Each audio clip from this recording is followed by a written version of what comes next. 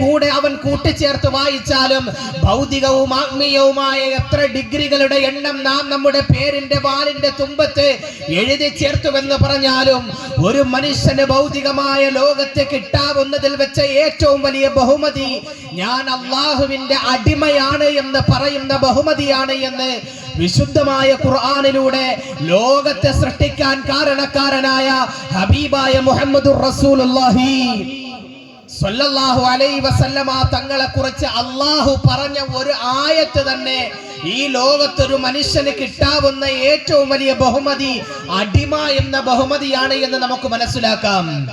വിശുദ്ധമായ ഖുർആനിലൂടെ അല്ലാഹു സുബ്ഹാനഹു വ തആല പരിചയപ്പെടുത്തി. അല്ലാഹുവിന്റെ റസൂൽ സ്വല്ലല്ലാഹു അലൈഹി വസല്ലമ തങ്ങളെ കുറിച്ച് പരിശുദ്ധനായ അല്ലാഹു സുബ്ഹാനഹു വ തആല പറയുകയാണ്, സുബ്ഹാനല്ലദീ അസ്റാ ബിഅബ്ദിഹി.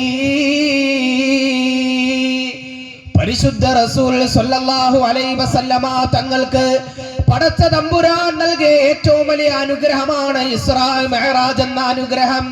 ഈ ഭൗതിക ലോകത്തെ വെച്ച് ഒരു മനുഷ്യനും അല്ലാഹു നൽകാത്ത ഒരു അനുഗ്രഹമാണ്.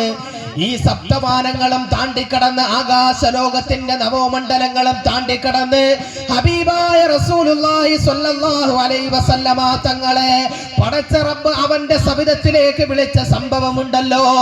ആ സംഭവത്തെ വിശുദ്ധമായ ഖുർആനിലൂടെ അല്ലാഹു പറയുകയാ, സുബ്ഹാനല്ലദീ അസ്റാ ബിഅബ്ദിഹി. പരിശുദ്ധനായ തങ്ങൾ അല്ലാഹുവിനെ കണ്ടുമുട്ടിയതായ പരിശുദ്ധമായ മിഅ്റാജിന്റെ രാത്രിയെ സംബന്ധിച്ച് അല്ലാഹു തആല പരിചയപ്പെടുത്തി, എന്റെ അടിമയെ അപ്രയാണം ചെയ്യിച്ച ഞാൻ എത്രയോ പരിശുദ്ധനാണ്. ഹബീബായ തങ്ങളെ വേണമെങ്കിൽ നബി എന്ന് വിളിക്കാമായിരുന്നു, അല്ലെങ്കിൽ റസൂലേ എന്ന് വിളിക്കാമായിരുന്നു, അല്ലെങ്കിൽ ഹബീബേ എന്ന് വിളിക്കാമായിരുന്നു. വിശുദ്ധമായ ഖുർആനിലൂടെ പല പേരിലായി ഹബീബായ തങ്ങളെ അല്ലാഹു വിളിച്ചിട്ടുണ്ട്. യാസീൻ, യാസീനായ നബിയേ, ത്വാഹ, ത്വാഹയായ നബിയേ. അല്ലാഹുവിന്റെ റസൂലിനെ അല്ലാഹു വിളിച്ചു. അല്ലാഹു പരിചയ